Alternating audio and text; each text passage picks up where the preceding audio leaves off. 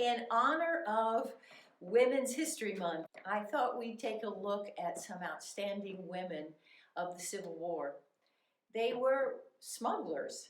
Now, women used their hoop skirts to smuggle gear, to smuggle weapons, and to smuggle medical supplies.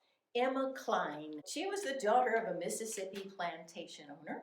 The family got so involved in the Civil War and in the aiding the Confederate troops that the Union Army exiled them to the northern side.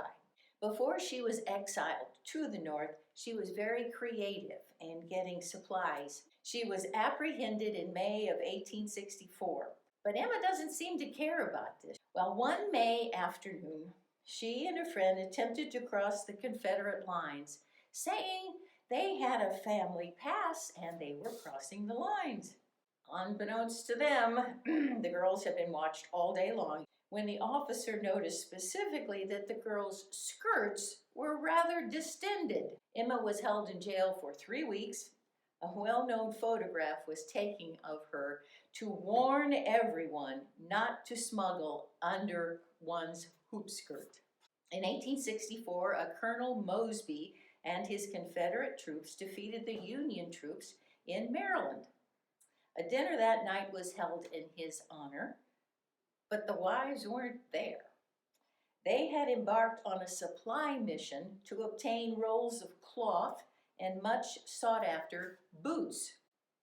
The calico cloth was all bundled up and easily attached underneath their skirts, and the boots were tied to the ribs of the hoop skirts.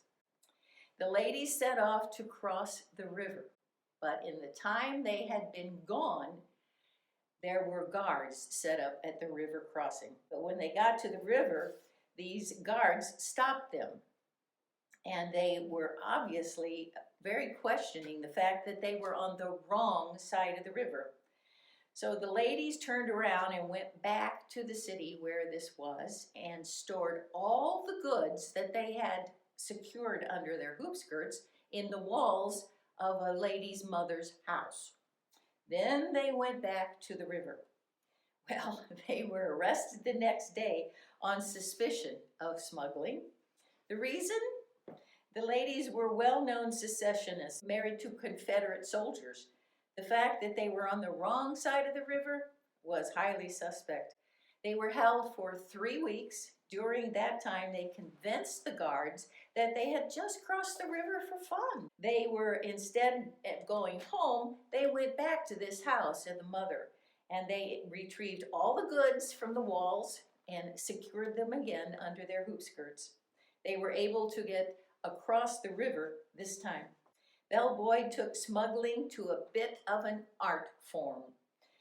She is now recognized as one of the most influential female spies of the Civil War for her ability. She manipulated information from soldiers and took a huge amount of weaponry. In one famous story, Belle organized a smuggling operation by training a group of other Southern belles to hide an arsenal under their skirts. They attacked while the Union troops were camped at Harper's Ferry, West Virginia. The men had been relaxing in town, and you know what that means. The troops returned to find 200 sabers, 400 pistols, 1,400 muskets, and cavalry equipment missing. So those are some of the women of the Civil War who were very strong women. And I hope you have enjoyed History Snippets and hope that next week you turn in again.